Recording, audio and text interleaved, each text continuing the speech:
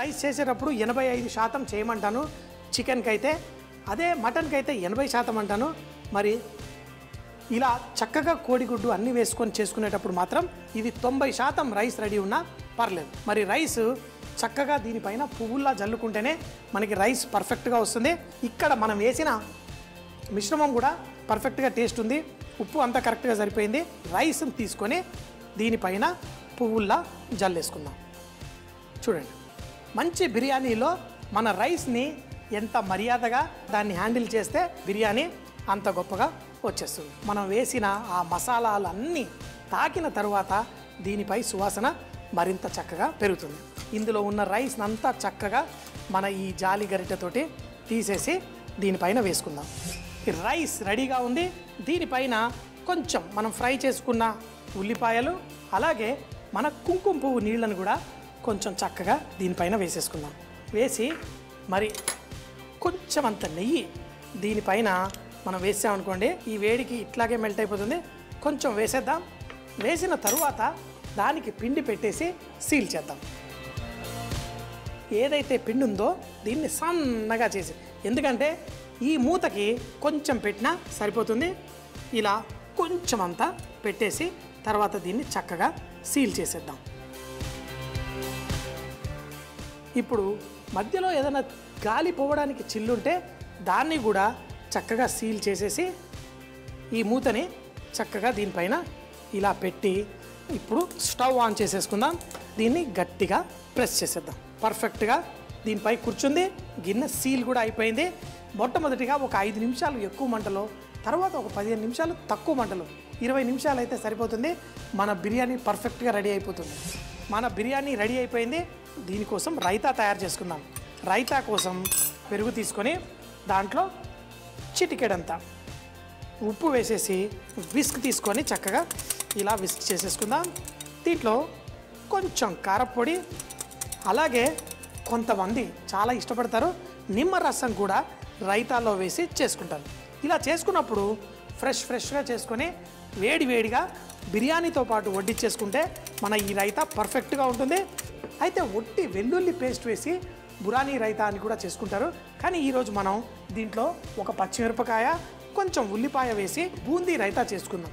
బూందీ రైతాలో కొంచెం అంటే ఇది కావాలంటే మీరు వేసుకోవచ్చు, లేకపోతే ఏం పర్లేదు. ఇది వద్దనుకుంటే మిరపకాయని సన్నగా కట్ చేసేసి పర్ఫెక్ట్. అలాగే ఒక సగం ఉల్లిపాయ. ఆ బూందీ ఇందులో నాని సాఫ్ట్గా ఉంటుంది. దాంతోపాటు ఈ ఉల్లిపాయ కరకరలాడుతూ భలేగా ఉంటుంది. నాకైతే ఈ బూందీ బిర్యానీ చేసుకునేటప్పుడు ఈ రైతా రెడీ చేసి జస్ట్ తినే ముందే బూందీ కలుపుకుంటే ఇష్టం. కొంతమందికి ఏమో బూందీ పర్ఫెక్ట్గా అందులో నానాలి. ఉల్లిపాయ, పచ్చిమిరపకాయ ఇందులో వేసేసుకున్నాం. చిక్కటి బూందీ రెడీ. కొన్నిసార్లు ఆ హోటళ్ళల్లో అక్కడ ఇక్కడ వెళ్తే ఆ పల్స నీళ్ళ లాంటి మజ్జిగలో దాంట్లో కొంచెం ఉల్లిపాయ అవి వేస్తారు, బాగోదు. చక్కగా చిక్కగా చేసుకుంటే పర్ఫెక్ట్.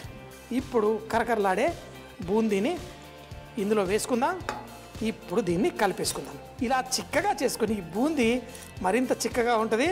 సూపర్గా రైతా రెడీ. ఈ లోపల స్టవ్ కట్టేసి ఒక 4 నిమిషాలు అయింది. ఈ బిర్యానీ కూడా రెడీగా ఉంది. టనా, మన బూందీ రైతా రెడీ. ఇప్పుడు దీన్ని టేస్ట్ చెక్ చేద్దాం. ఎందుకంటే ఇందులో ఉప్పు కరెక్ట్గా లేదనుకోండి, మరి మన రైస్కి టేస్ట్ ఉండదు, మన ముక్కలు కూడా టేస్ట్ ఉండవు. ఇందులో కొంచెం పెరుగు, మనం అన్నీ పర్ఫెక్ట్గా ఉన్నాయి. మంచి టేస్ట్ కూడా ఈ ముక్కలకు వస్తుంది. కొంతమంత చిక్కగా తయారవుతుంది. బోన్స్ నుంచి దాంట్లో వచ్చిన సూప్ తోటి మరింత టేస్ట్ వస్తుంది. ఇలాగే కొంచెం సేపు కుక్ చేద్దాం. ఇటు పక్క నీళ్లు రెడీగా ఉన్నాయి. ఎప్పుడు బిర్యానీ చేసుకునేటప్పుడు నేను 80% 90% రైస్ కుక్ చేసి వేస్తాను. కానీ ఇందులో తేమ శాతం చాలా ఎక్కువగా ఉంది. అందుకని రైస్ని కేవలం 50% కుక్ చేసి దీంట్లో వేసి కలిపేసుకుంటాను. అన్నిటికంటే ఈజీ ఏంటంటే మనం ఇందులోనే రైస్ వేసేసి కూడా చేసుకోవచ్చు. కానీ పర్ఫెక్ట్గా మనకు చూడడానికి చాలా మంచిగా ఉండడం కోసం ఇలా రైస్ సపరేట్గా కుక్ చేసుకుంటే బాగుంటుంది. సో మరి ఈ నీళ్ళల్లో కూడా నేను కొంచెం ఉప్పు వేసేసి స్టార్ట్ చేస్తాను. మరి ఇంకొకటి, రైస్ పలుకులుగా రావాలి అంటే మనం ఇందులో నూనె కూడా వేసుకోవాలి. 2 చెంచాల నూనె కూడా వేసేసాను మనకి రైస్ చక్కగా పర్ఫెక్ట్గా రావడానికి. ఎలా చక్కగా రైస్ కుక్ చేసి ఎప్పుడు వేస్తానో చూడండి. ఈ మటను మన బంగాళదుంప ఉడుకుతోంది. మీరు ఒకటి చూస్తే దీంట్లో తేమ శాతం తగ్గింది. అంటే ఇక్కడ ఉన్న ఈ జ్యూసెస్ ఏవైతే ఉన్నాయో మంచిగా టేస్టీగా మన మటను బంగాళదుంప పర్ఫెక్ట్గా రెడీ అయిపోయింది. ఇప్పుడు ఇక్కడ నీళ్లు ఉడుకుతూ ఉన్నాయి. ఇందులో మనం నానబెట్టుకున్న బియ్యాన్ని ఇందులో వేసేసుకుందాం. ఈ బియ్యాన్ని వేసిన తర్వాత ఒక్కసారి మనం కలిపితే సరిపోతుంది. బియ్యాన్ని వేసిన తర్వాత మరీ ఊరికే 10 సార్లు కలిపారనుకోండి ఆ బియ్యం విరిగిపోతుంది, మళ్ళీ చక్కగా పర్ఫెక్ట్గా రాదు. ఈ బియ్యాన్ని లైట్గా ఒక్కసారి ఇందులో వేసిన తర్వాత కలిపేద్దాం. తర్వాత దీన్ని ఉడుకుతూ ఉన్నప్పుడు మనం తీసి దీనిపైన వేసుకొని మూత పెట్టేసుకుంటే మనకి పర్ఫెక్ట్ మన కలకత్తా బిర్యానీ రెడీ అయిపోతుంది. రైస్ కూడా పర్ఫెక్ట్గా కుక్ అయిపోతుంది. రైస్ ఈ స్టవ్ కట్టేశాను. ఇక్కడ ఇది కుక్ అవుతోంది. దీనిపైన ఈ గిన్నెని దగ్గరకు కూడా తెచ్చేసుకుందాం. ఇప్పుడు దీంట్లో ఉన్న రైస్ని తీసి దీనిపైన పలుకులుగా జల్లేసుకుందాం. ఈ వేడిలో ఈ తేమలో చక్కగా ఇది పర్ఫెక్ట్గా కుక్ అయి మన కలకత్తా బిర్యానీ పర్ఫెక్ట్గా వచ్చేస్తుంది. ఈ రైస్ అంతా పలుకులుగా దీనిపైన వేసాము. దీంట్లో కొంచెం అంతా నిమ్మరసం, ఇందులో కావాలనుకుంటే కంపల్సరీ ఏం కాదు, కొంచెం అంత నెయ్యి, మరీ ఎక్కువ అక్కర్లేదు, కొంచెం అంత నెయ్యి దీంట్లో వేసుకుంటే మంచి టేస్ట్ వస్తుంది. అంతేకాకుండా కావాలంటే కొంచెం మన కుంకుమ పువ్వు నీళ్ళు కూడా వేసేసుకుందాం. ఎందుకంటే ముఖ్యంగా మన బిర్యానీల్లో వేస్తూ ఉంటారు. అలాగే దీనిపైన కొంచెం అంత పుదీనా ఆకు, ఫ్రైడ్ ఉల్లిపాయలు వాళ్ళు వాడరు ఎక్కువగా, కానీ నేను ఇందులో మరికొన్ని పైన వేసేస్తున్నాను. వేసేసి మరి ఈ దమ్ము మెథడ్ కాకుండా వాళ్ళ పెద్ద గిన్నెల్లో వాళ్ళు తయారు చేస్తారు, కానీ ఈరోజు నేను దీన్ని సీల్ చేసేస్తాను. ఈ పిండిని కొంచెం సన్న తీగలాగా చేసేసి మనం దీన్ని చక్కగా దీనికి పట్టించేద్దాం.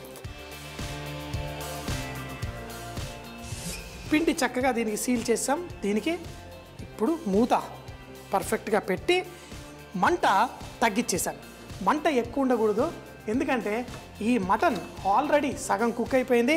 ఆ రుచులు అన్నీ చక్కగా బియ్యానికి అంత ఫ్లేవర్గా రావడం కోసమే దీనికి మూత పెట్టేసాం. దీన్ని ఇలా ఒక 10-15 నిమిషాల పాటు చాలా తక్కువ మంటలో పెట్టి స్టవ్ కట్టేద్దాం. తర్వాత దీన్ని ఓపెన్ చేస్తే అద్భుతమైన కలకత్తా బిర్యానీ రెడీ అవుతుంది.